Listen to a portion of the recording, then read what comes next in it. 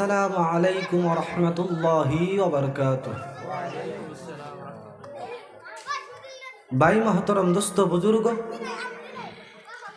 যেই মহান আল্লাহ পাক রব্বুল আলামিন আমাদেরকে বিভিন্ন জায়গা থেকে বিভিন্ন ঝামেলার থেকে ফারক করিয়া এই মেহফিলে বসার জন্য তৌফিক দান করলেন, সেই মহান আল্লাহ পাক রব্বুল আলামিনের লাখ কোটি শুকরিয়া।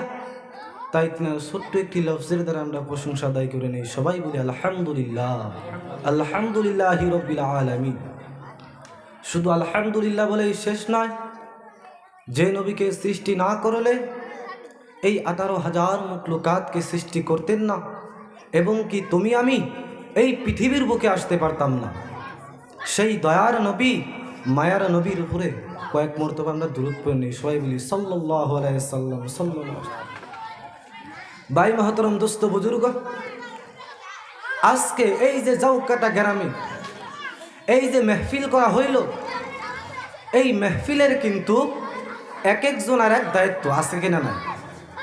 জীবন নাকি সভাপতি, প্রেসিডেন্ট, সেক্রেটারি আছে না? ঠিক ওই রকমভাবে আমার আল্লাহ পাক রব্বুল আলামিন এই যে দুনিয়ার মধ্যে আমাদেরকে পাঠাইলেন, আমাদের জন্য সেক্রেটারি, প্রেসিডেন্ট রেখে দিয়েছে। আল্লাহ পাক রব্বুল আলামিন একদিন আজরাইলকে জিজ্ঞাসা করলেন, হে আজরাইল, এই যে দুনিয়ার মধ্যে আমার যে বান্দা বান্দি পাঠাইলা, এই যে আদম সন্তান পাঠাইলা, এই আদমের মধ্যে কোন কোন রুহুকরা কবজ করা তোমার অনেক কষ্ট হয়ে গেল, তুমি আমাকে জানায় দাও। আল্লাহ একদিন আজরাইলকে জিজ্ঞেস করলেন, হে আজরাইল, দুনিয়া আদমে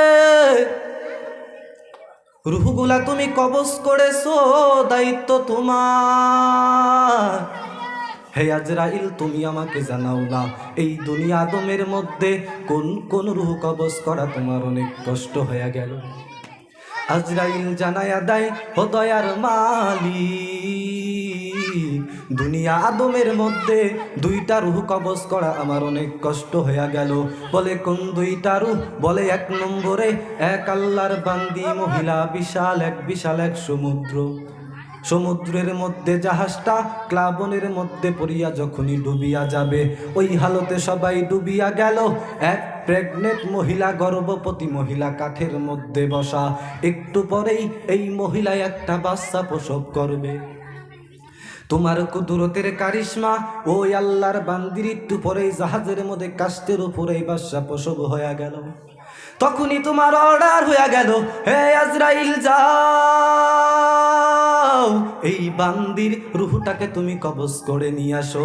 আমি যখন ওই কাঠের উপরে ঝুলন্ত ঝুলন্ত ঝুলন্ত অবস্থায় যখন আমি রুহ কবজ করার জন্য চলে গেলাম, আমার মনের মধ্যে ওই সময় অনেক কষ্ট লেগেছিল।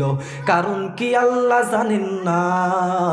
কারণ হইল এই যে কাঠের মধ্যে এই আল্লাহর বান্দির সন্তান, এই সন্তানের কি উপায় হবে, কই যাবে, কি করবে? কারণ দুনিয়াতে তার মা থাকবে না, মা সারা সন্তানটা যেই পরিমাণ পাগল পারা। হে বান্দারা, ওই যে হসপিটালের বেডের মধ্যে গিয়া গিয়া গিয়া গিয়া দেখবেন, ওই জায়গায় কত মায়েরা ডেলিভারির সময় দুনিয়া থেকে বিদায় নিয়ে চলে গেল, সন্তানটা কত কষ্ট করে লালিত পালিত হয়ে গেল।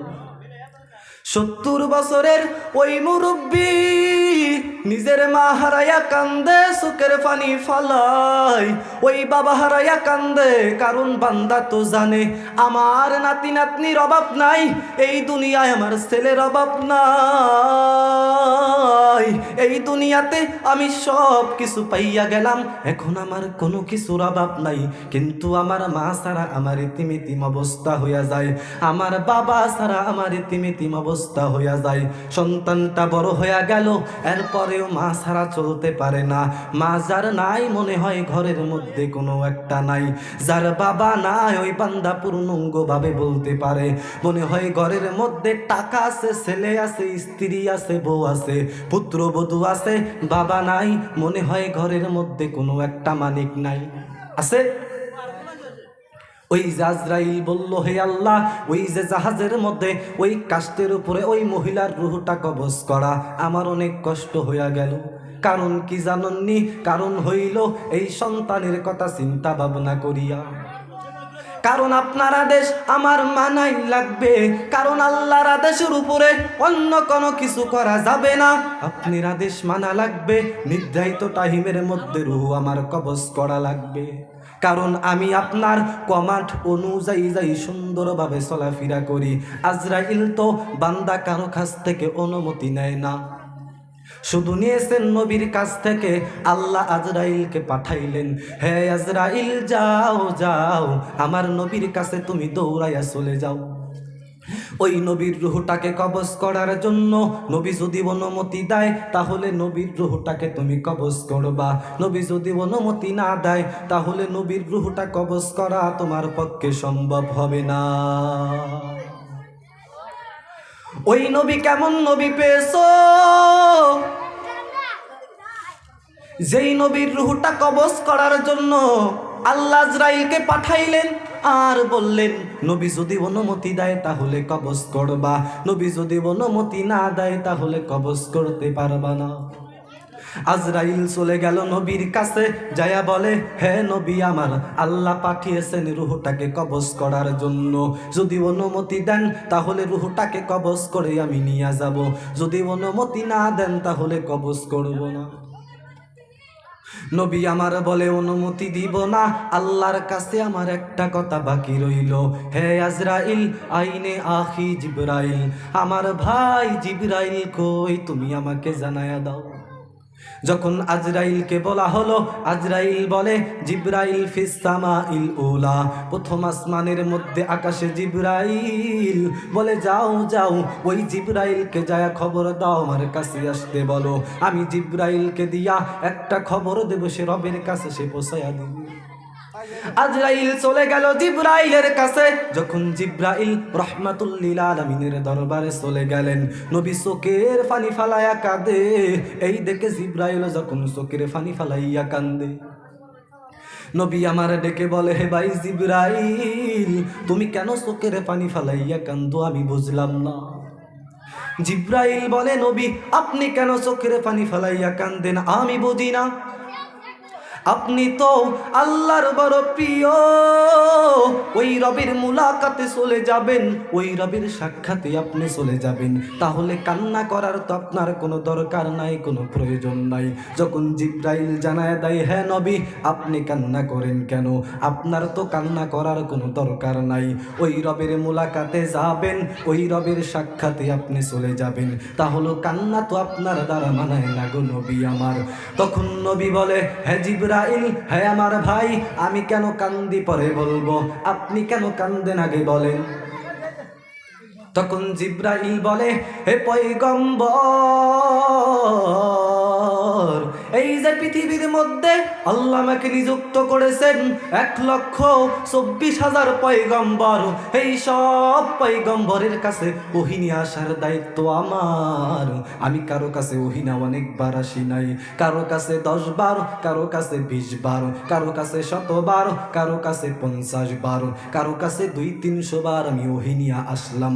কিন্তু হে নবী, আমি আপনার কাছে যে আসলাম, আপনার কাছে এসেছি 2000 বার না, 500 বার না, 1000 বার না। হে আমি জিবরাইল হইয়া আমার মাওলার পক্ষ থেকে ওহী নিয়া আমি আপনার কাছে এসেছি 24,000 বার। সুবহানাল্লাহ বলবেন না? জিবরাইলের জন্য বলে, হে নবী আপনার দেখে আমার বড় মায়া লাগে, আপনার ছাড়া আমি থাকতে পারবো না।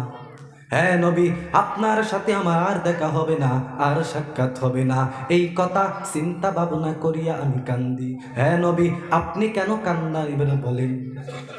তখন নবী বলে, হে জিবরাইল, আমি কেন কান্দি জানো জানো জানো, আমি তো আমার রবের মুলাকাতে চলে যাব, আমি তো আমার রবের সাক্ষাতে চলে যাব।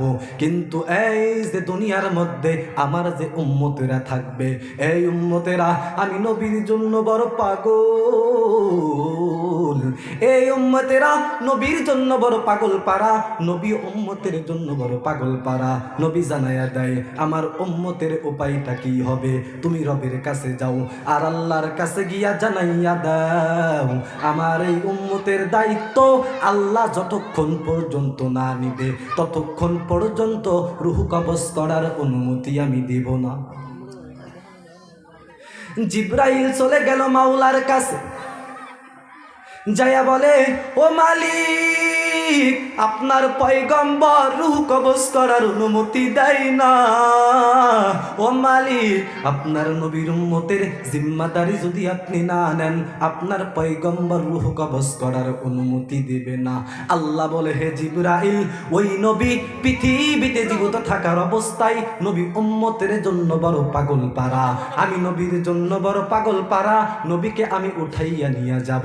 আজরাইল রূহটা কবজ করার পর থেকে কিয়ামত পর্যন্ত আমার নবীর উম্মতের দায়িত্ব আমি নিজেই নিয়ে নিলাম। সুবহানাল্লাহ বলবেন না? ইলাহি আউয়ালিনাল আখিরি বরসত কম রহমতাল লিল আলামিন। ইয়া ইলাহি তু মেরা মাশুক হ্যায়, ইয়া ইলাহি তু মেরা মাবুদ হ্যায়, ইয়া ইলাহি তু মেরা সত্তার হ্যায়, ইয়া ইলাহি তু মেরা গফফার হ্যায়। ওই নবীর কাছে অনুমতি নেওয়ার জন্য আজরাইল আসলেন। তখন আল্লাহ বলে হে জিব্রাইল, যাও যাও, আমার নবীর উম্মতের দায়িত্ব আমি নিজেই দিয়া দিলাম। তখন জিব্রাইল রহমাতুল লিল আলামিনের দরবারে চলে গেলেন, যায়া বলে হে নবী আমার, আল্লাহ আপনার উম্মতের দায়িত্ব নিজেই নিয়ে নিয়েছেন। তখন নবী বলে অসুবিধা নাই, এখন আমার আর কোনো চাওয়া নাই পাওয়া নাই। হে আজরাইল, তুমি আমার রূহটাকে কবজ করে করে করে এখন নিয়ে যাও।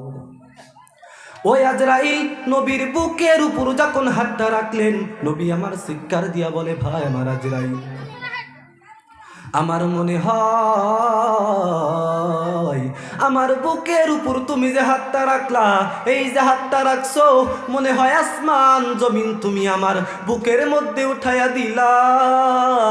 হে ভাই আমার আজরাইল, আমার উম্মতের বালাই কেমনটা হইয়া যাবে, আমার উম্মতের কি কই রকম কষ্ট হইয়া যাবে, কারণ এই উম্মতেরা আমি নবীর জন্য বড় পাগল।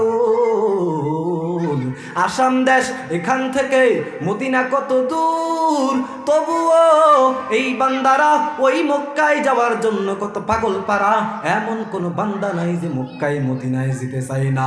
আসাম দেশ বাদ দাও, পৃথিবীর যে কোনো প্রান্তে থেকে নবীর আত্মা থেকে আত্মা আছে, সকলেই বরং মক্কায় যাওয়ার জন্য বড় পাগল পারা।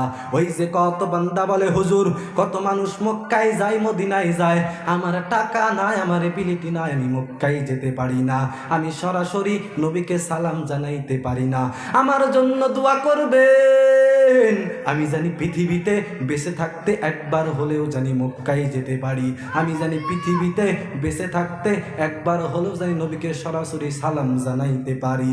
এই উম্মতেরা নবীর জন্য বড় পাগল পারা, নবী উম্মতের জন্য বড় পাগল পারা। নবী বলে আমার উম্মতের কি কই রকম কষ্ট হয়ে যাবে। আজরাইল বলে নবী না না না, আপনার উম্মতের বেলায় কই রকম করা হবে না। আপনার উম্মতেরা যদি আপনার সুন্নতের উপরে আমল করিয়া করিয়া চলতে পারে, যেই বান্দা নামাজ পড়বে, যেই বান্দা রোজা রাখবে, যেই বান্দা নেক আমল করবে, যেই বান্দা দুনিয়াতে মুমিনে কামিল হইয়া যাবে, নবী তাদের বেলায় কই রকম করা হবে না। যে একটা ছোট্ট বাচ্চা, ওই বাচ্চা মায়ের কোলে দুধ পান করে করে ঘুমায়া গেল, ওই বাচ্চার কোনো চিন্তা নাই, কোনো টেনশন নাই, তাদের রূহটাকে এইভাবে কবজ করা হবে। তাদের রূহটা কবজ করার সময় তারা টেরও পাবে না, উপলব্ধিও করতে পারবে না, সুখে শান্তিতেই তাদের রূহটাকে কবজ করা হবে। তবে নবী দুনিয়াতে আপনাকে যারা মানবে না, নবী আপনার জিন্দিগিটাই যে জিন্দিগিটা চালাবে না, নবী তাদের বেলায় একই রকম করা হবে না।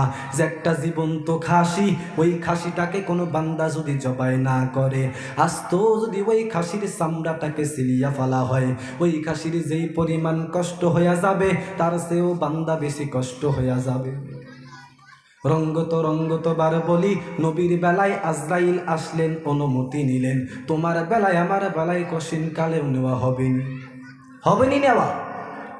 ওই যে আজরাইল বলল, দুইটা রূহ কবজ করা আমার অনেক কষ্ট হয়ে গেল। কোন দুইটা রূহ? এক নম্বরে ওই কাষ্টের উপরে ওই মহিলা। 2 নম্বরে কোন রূহ? বাদশা সাদ্দাত। 300 বছর লাগাইয়া কত দামি কল্পিত স্বর্গ দুনিয়াতে বানাইলেন, কত টাকা পয়সা খরচ করে এত বড় স্বর্গ সে দুনিয়াতে বানাইলেন। যখন সব কাজ কমপ্লিট করে, যখন তার নিজের ঘোড়াটা নিয়া যখন স্বর্গের মধ্যে প্রবেশ করবে, ওই সময় আল্লাহ বলে, হে আজরাইল যাও যাও, ওই সময় বাদশা সাদ্দাতের রূহটাকে তুমি কবজ করে নিয়ে আসো। আজরাইল বলে, হে আল্লাহ, ওই সময় বাদশা সাদ্দাতের রূহটা কবজ করা আমার অনেক কষ্ট হয়ে গেল। কারণ কি জানেননি? কারণ হইল, এত টাকা পয়সা খরচ করে এত বড় স্বর্গ সে দুনিয়াতে বানাইলো, যখন সব কাজ কমপ্লিট করে, যখন তার নিজের ঘোড়াটা নিয়া যখন স্বর্গের মধ্যে প্রবেশ করবে, একটা পাতার ঘোড়ার উপরে একটা পাতার স্বর্গের মধ্যে, একটা পাতার ঘোড়ার উপরে একটা পাতার স্বর্গের মধ্যে, ওই সময় ঘুইরা ঘুইরা স্বর্গটা দেখবে, এইটুকু হায়াত সে দুনিয়াতে পেল না। আল্লাহ বলে, হে আজরাইল, তুমি কি জানো? তুমি তো উপরের খবরগুলো জানো, ভিতরেরটা তো তুমি কিছুই জানো না। ওই যে তুমি বলেছিলা, ওই যে জাহাজের মধ্যে যেই মহিলার রূহটা তুমি কবজ করলা, ওই মহিলা প্রসব করেছে যেই বাচ্চা, তুমি যে বাদশা সাদ্দাতের কথা বলো, ওই মহিলার বাচ্চাই হলো বাদশা সাদ্দাত। এই সব কিছু বইলা বইলা কি বুঝাইতে চাই? মরণ হবে কি হবে না? কোন সময় হবে কি গ্যারান্টি আসেনি? কেউ দিতে পারবে? ডাক্তার, মা বাবা, কেউ না, কেউ দিতে পারবে না। কোন সময় আমি মারা যাব, কোন সময় কবরের ডাকটা আমার চলে আসবে, যেহেতু জানাও নাই, যেহেতু গ্যারান্টিও আমি দিতে পারবো না। আল্লাহ সেই জন্য স্মরণ করে করে জানায়া দেয়, তুই ছিলি কি, হলি কি, বানাইলাম কি, কই যাবি, কোন দিকে দৌড়ায়া যাবি। কুনতুম আমওয়াতা ফাহিয়াকুম সুম্মা ইউমীতুকুম সুম্মা ইউহয়িকুম মিনহা খলাকনাকুম ওয়া ফিহা নুঈদুকুম ওয়া মিনহা নুখরিজুকুম তারাতান উখরা। আল্লাহ বলে, তুই ছিলি কি, এই মাটি থেকে বানাইলাম, আবার যাওয়া লাগবে কবরের মধ্যে, ওখান থেকে আমি আল্লাহ আবার তোকে উঠাবো, আমার বিচারার কাঠগড়ায় তোর দাঁড়ায়া যাওয়া লাগবে। হে জন্য বলি, হে আসাম দেশের মানুষেরা, হে ডাগাসানের মানুষেরা, হে জাউকাটা গ্রামের মানুষেরা, হে জাউকাটা অঞ্চলের মানুষেরা, শুনে নাও, তোমাদেরকে বলি, এখন থেকে নামাজ পড়বা, এখন থেকেই রোজা রাখবা, এখন থেকেই নেক আমলের লাইনে তোমার আগায়া যাওয়া লাগবে। কালকে পড়বো, এর পরের দিন পড়বো, 1 সপ্তাহ বাদে ভালো হইয়া যাব, ওই গ্যারান্টি আমার মাঝেও নাই, তোমার মাঝেও নাই। যে কোনো সময় কবরের ডাকটা বান্দা তোমার চলে আসতে পারে, যে কোনো সময় কবরের ডাকটা চলে আসলে বান্দা তোমার চলে যাওয়া লাগবে। লাগবে না? নাই লাগবে না? যে কোনো সময় কবরের ডাকটা আসলে বান্দা তোমার চলে যাওয়া লাগবে। হে যুবকেরা, বাইক নিয়ে যে এত দৌড়াও, ওই যে কত কত দামি দামি বাইক কিনা বাইকাররা রাস্তার মধ্যে অ্যাক্সিডেন্ট করে সাথে সাথে মারা গেল। এই যে 2-3 দিন আগে নিজের চোখে দেখলাম এক বাইকার রাস্তার মধ্যে বাইক না বের হয়েছে, ওই বাইকের যে বাইকার সে লাশ হয়ে রাস্তার মধ্যে পড়ে আছে। ওই বাইকার জানে না এখনই আমি মারা যাব, সে যদি জানতো তাহলে বাইক নিয়ে বের হইতো না, এত পাগল পারা হইয়া সে দুনিয়াতে ঘুরতো না। এইভাবে প্রতিদিন ফেসবুকে, ইউটিউবে, বিভিন্ন জায়গায় তাকাইয়া দেখ, শুধু বাইক অ্যাক্সিডেন্ট আপনার একটা না একটা হইয়া গেল। সেই জন্য বলি যে কোনো সময় মরণ হইয়া যেতে পারে। আমিও জানি না, তুমিও জানো না, কেউ জানো না। তাই এখন থেকে বাড়িতে যাইয়া 5 বেলার নামাজি তুমি হইয়া যাও। এখন থেকেই নেক আমলের লাইনে তুমি অগ্রগামী হইয়া যাও। আমি বলি তুমি আল্লাহর ওলি হয়ে যাও। আমি বলি না তুমি সর্বোচ্চ লেভেলের তাকওয়াবান হয়ে যাও। আমি বলি না পারবা না, তবে এটুকু কি পারবা না, 5 বেলার নামাজ শিডিউল করিয়া প্রতি মাসে 1 বেলা কেন তোমার নামাজ ছুটে যাবে? রমজানের 30টা রোজা একটা কেন বান্দা তোমার ছুটে যাবে? আল্লাহর আদেশগুলো তুমি কেন মানিয়া মানিয়া চলতে পারবা না? আল্লাহর নিষেধগুলো থেকে তুমি নিজেকে কেন বিরত রাইকা রাইকা চলতে পারবা না? যেই হুজুরেরা, যেই পুরুষেরা, যেই নারীরা 5 ওয়াক্ত নামাজ পড়ে, রোজা রাখে, নেক আমল করে করে সময়টা কাটায়, তার তো এত লজও হয় না দুনিয়াবি লাইনে সে অনেকটা ঠকে যায়, এমনটাও বান্দা নয়। কারণ তুমি তো ঠকবা না। কেন ঠকবা? কারণ 5 বেলার নামাজি যেই বান্দা, তার ধন দৌলতের মধ্যে বরকত দিয়া দেন কে? জোরে বলেন। দুনিয়াতে দেখবেন যারা ধনী, ওই বান্দাই 5 বেলার নামাজ। কারণ টাকা পয়সা যা করেছে নিজের সংসারের মধ্যে, যে হারামে এতে ধনী হয়, ওই ধনে কোনো বরকত নাই, ওই জায়গার মধ্যে কোনো বরকত নাই। কারণ টাকার মধ্যে তো হালাল নাই। তুমি হালালে এতে ধনী হও, ওই বান্দাই 5 বেলার নামাজি। যে হারামে এতে ধনী হয়, ওই ধনে কোনো বরকত নাই। আপনি দেখবেন গ্রামে সমাজে বিভিন্ন জায়গায় দেখবেন 2 জন লোক ধনী। একজন ব্যবসা করে ধনী হয়েছে, আরেকজন সুদি লেনদেন ঘুষ খায় ধনী হয়েছে। দেখবেন যে ব্যবসা করে ধনী হইল, তার পরিবারে সুখে শান্তির কোনো কমতি নাই। সুদি লেনদেন করে যে বিল্ডিং বানাইলো, ওই দনে কোনো বরকত নাই, ওই জায়গার মধ্যে কোনো বরকত নাই। ছেলেও কথা শোনে না, মেয়েও কথা শোনে না, নাতি নাতনিরাও কথা শোনে না, সব বেপরদায় চলাফেরা করে। সে বলে ডাম দিকে, পরিবার বলে বাম দিকে। সে বলে সোজা যা, পরিবার বলে বাঁকা যা। ঠিক কিনা নয়? বরকত বিলকুল নাই। আছে বরকত? আছে, তবে এটা ঠিক সুদি লেনদেন না করলে অল্প সময় খুব বড় লোক হওয়া যায় না নাকি? টাকায় টাকা, হায় হায়। আর 2-1 বছর আগে আমি যখন ঘোরার জন্য রওনা দিলাম, এক রাস্তার মাঝখানে এক আল্লাহর বান্ধার ঘর, খুবই নাজুক পরিমাণ অবস্থা, মনে হয় ভেঙ্গে পড়ে যাবে। বড় মায়া লেগে গেল, মনে মনে রবের কাছেও দোয়া কইরা দিলাম, আল্লাহ এই মানুষটা এত গরিব কেন? এই যে ঘরের মধ্যে কত কষ্ট বান্দা জিন্দেগিটা চালায়, আল্লাহ তুমি আর দিকে একটু তাকাও না। হঠাৎ করে 1-1.5 বছর বাদে এক আল্লাহর সামনে বান্দার সামনে যখন পড়ে গেলাম, বলল, ওই যে জলার মাঝে ঘরটা দেখছেন নি? বলে দেখলাম তো। কি হয়েছে? কটা কার জানেননি? বললাম কার? কই যে 2 বছর আগে যার বাড়িতে গেছিলে তার ওইটা। আমি বললাম কেমনি কি, এত টাকা কোত্থেকে আসলো তার? কয় জানেন না? কয় কিছু জমি ছিল, সেগুলো বিক্রি করে এমন ভাবে সুদে লাগায়, লাখে 30, লাখে কত? 30। হ্যাঁ, পুরা আসামের মানুষ জানে যে যার টাকা লাগবে তার কাছে পাঠাইয়া দাও, লাখে 30। বা বিল্ডিং বানাইলো ঠিকই, কিন্তু ওখানে কোনো বিলকুল কোনো বরকত হবে না। হতে পারে 1 সপ্তাহ, 10 দিন, 1 মাস, কিন্তু মনে রাখতে হবে হালালেতে যেই রকম বরকত পাওয়া যায়, হারামিতে কোনো বিলকুল কোনো বরকত নাই। তুমি সুদের টাকায় প্রসাদ করো, ঘুষ ছাড়ো না। তুমি দিন দুঃখী না খেয়ে মরে খবর রাখো না।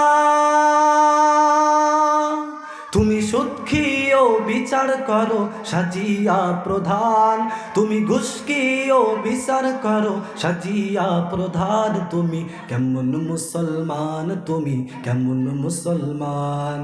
কেমন মুসলমান? তুমি কেমন মুসলমান? তুমি নবীর উম্মত দাবি করে সুন্নাহ মানো না, নবীর অপবাদে তোমার হৃদয় কাঁদে না।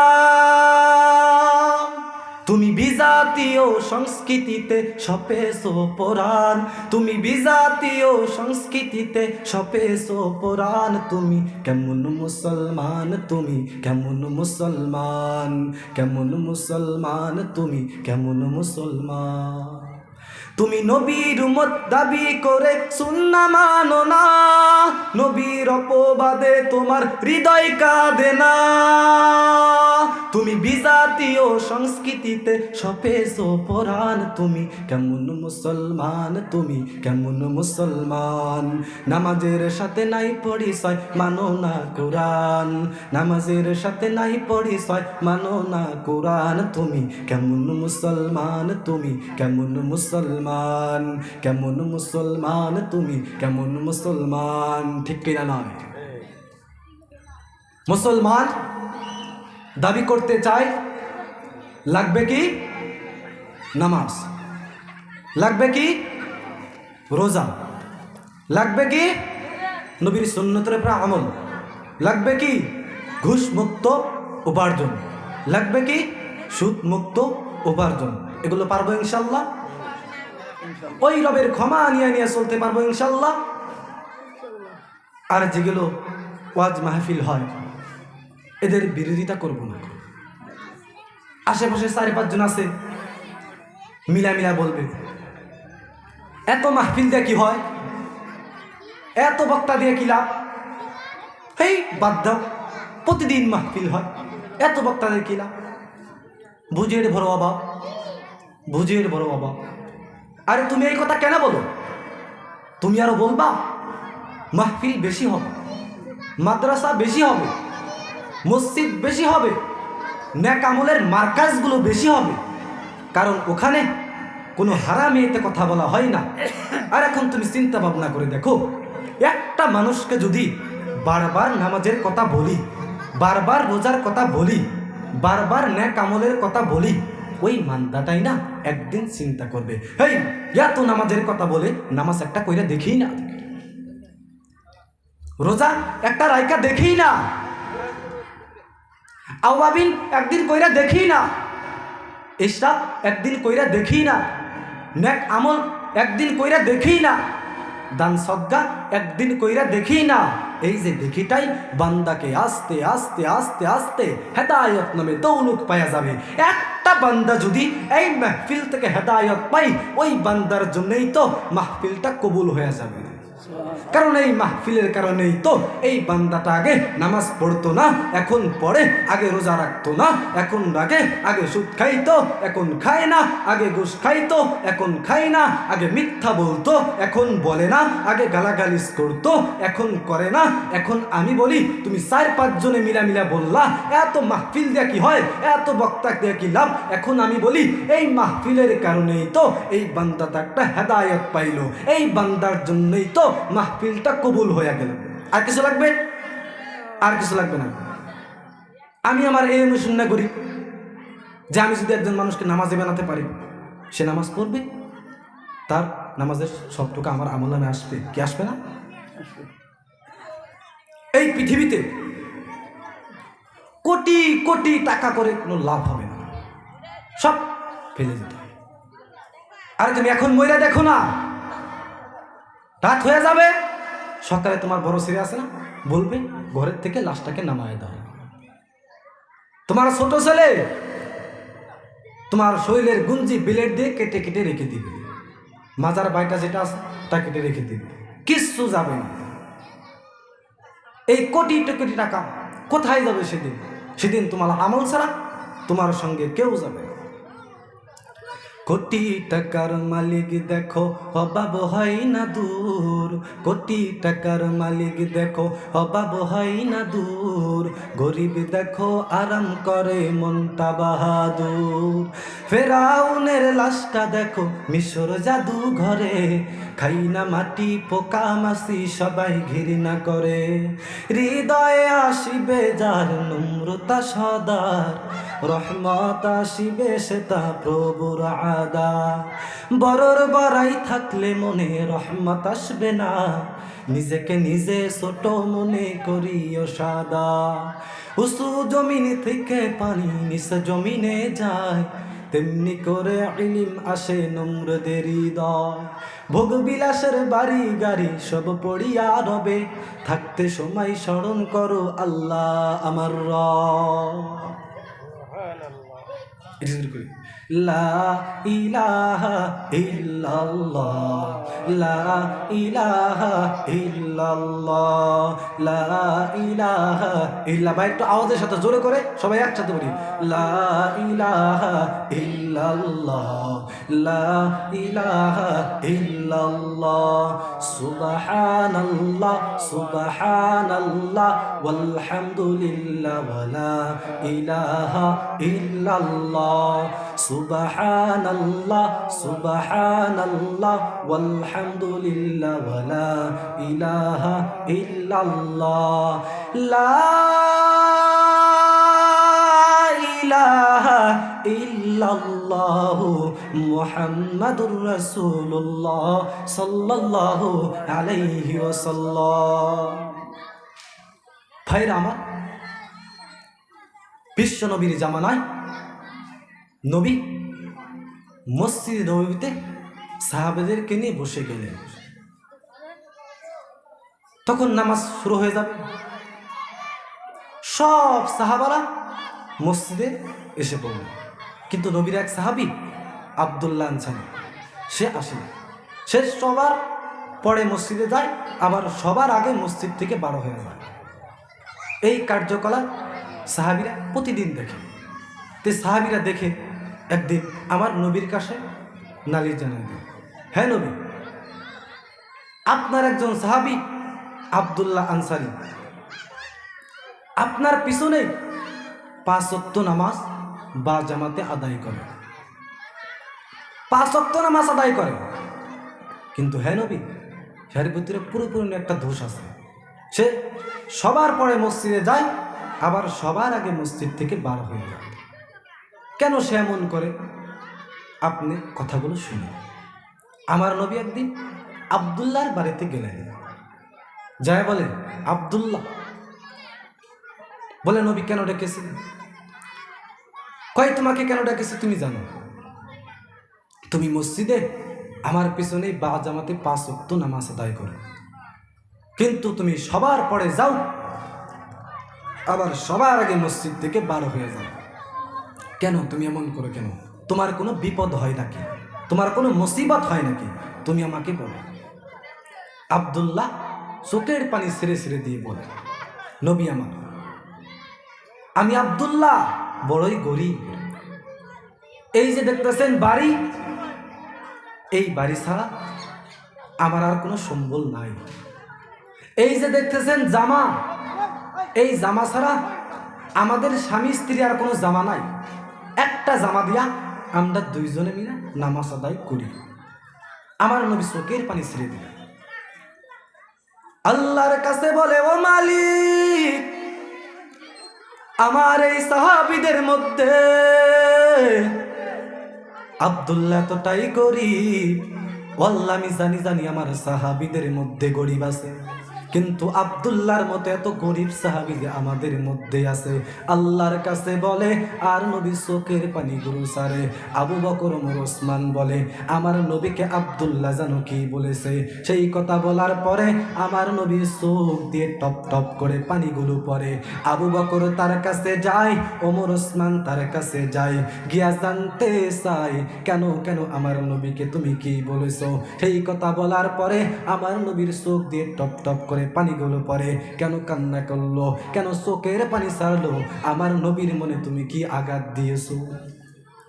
আব্দুল্লাহ বলে, না না, আমার নবীকে আমি কোনো আঘাত দেই নাই, এমন কোনো কথা বলি নাই যেটা আঘাত পাওয়ার মতো কথা। শুধু নবী জানতে চেয়েছেন আমি কেন সবার পরে মসজিদে যাই, আবার সবার আগে মসজিদ থেকে বের হয়ে যাই। শুধু আমি উত্তর শরীফ আমার নবীকে আমি জানাই দিয়েছি, ও পয়গম্বর আমার জামা মাত্র একটা, যেটা আমিও পরিধান করি, আমার স্ত্রীটাও পরিধান করে। আবু বকর হতবাগ হইয়া যায়, ওমর ওসমান হতবাগ হইয়া যায়। ডাইকা ডাইকা বলে, এটা কেমনে সম্ভব? তুমি আমাদেরকে বলো, একটা জামা দিয়া দুইজনে কিভাবে পরিধান করো?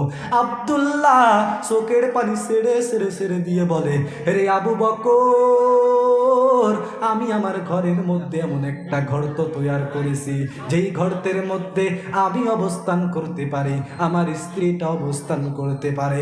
আমি যখন নামাজের জন্য যাই, আমি আমার বউটাকে উলঙ্গ করিয়া গর্তের মধ্যে প্রবেশ করাইয়া দেই। তখন গর্তে প্রবেশ করে থাকে, আমি জামাটা পরিধান করার পর আমি মসজিদে নববীতে চলে যাই। আবার যখন নামাজ শেষ হয়ে যায়, আমি জামাটা পরিধান করে বাড়িতে আসার পর আমি জামাটা খুলিয়া আমার স্ত্রীকে দেই। তারপর আমার স্ত্রী ইবাদতে মুসল্লাই দাঁড়ায় যায়। তবু আবু বকর, ওমর, ওসমান, শুনে নাও শুনে নাও, নবীর ভালোবাসা বাদ দিয়া ঘরের মধ্যে নামাজ আদায় করতে পারি না। আরে আল্লাহর বান্দা আব্দুল্লাহ আনসারী কত কষ্ট করে নামাজ আদায় করেন। আমরা কিসের মুসলমান হইলাম? তোমার আমার বাড়ি গাড়ির অভাব নাই, টাকা পয়সার কোনো কমতি নাই, কাপড় চোপড়ের কোনো অভাব নাই, তবু নামাজে যেতে চাই না। মসজিদে আজান হয়ে যায়, তুমি আমি রাস্তার মাঝখানে বসে থাকি। আবার যদি কোনো হুজুর বা আলেম যদি রাস্তা দিয়ে হেঁটে যায়, তুমি বলো এখন হুজুর আসছে, এখন মসজিদে যেতে হবে, আমরা সবাই সাইড নেই। কেন তোমরা এমন করো? এটা কখনোই ঠিক না। মসজিদে আজান হয়, তুমি আমি মসজিদে যেতে চাই না। হে আল্লাহর বান্দারা, আজকে থেকে আর কখনো নামাজ ছাড়বেন না, কখনো রোজা ছাড়বেন না, কখনো কাউকে গালি দিবেন না, কখনো সুদ খাবেন না, কখনো হারাম খাবেন না। আপনার বাড়িতে মেয়ে আছে, আপনার বাড়িতে ছেলে আছে, আপনার ছেলেকে আপনি সর্বশ্রেষ্ঠ, আপনি সর্বপ্রথম আপনার ছেলেকে ইসলামের শিক্ষা দেন, দিবেন না? ছেলেকে ইসলামের শিক্ষা দিবেন না? সর্বপ্রথম ছেলেকে ইসলামের শিক্ষা দেন। তারপর আপনার ছেলে এখন কোন লাইনে দিবেন এটা আপনার ব্যাপার। আপনার মেয়েকে আপনার পর্দা করে শেখান। আজকে তো দেখা যায় আমাদের মা বোনেরা রাস্তা দিয়ে চলাচল করে, মাথায় কাপড় নেওয়ার প্রয়োজন মনে করে না। এমন মানুষ আছে না? আবার সৎ করে যদি কোনো হুজুর বা কোনো মুরব্বী জনকে দেখে, দেখা সৎ করে ঘন্টাটা মাথায় দেয়। এই আমার তুমি এখন কেন করো? তোমার আগের থেকে কেন মনে থাকে না যে আমি একজন নারী, আমার পর্দা করা থাকার আমার প্রয়োজন আছে? তুমি এই কথা কেন আগের থেকে চিন্তা করো না? ভাই মহতরম দুস্থ বুজুর্গ, আমরা তো এখানকার লোকের, ফাঁকে থেকে আরও দূর দূরান্ত থেকে বক্তা আসছে, তারা ওয়াজ মাহফিল করবে, আমরা তাদের কোরআন হাদিস থেকে কিছু আলোচনা করবে, তাদের কথাগুলো আমরা মন দিয়ে শুনবো ইনশাল্লাহ। সবাই আখিরি মোনাজাত নিয়ে আমরা সবাই বাড়িতে যাব।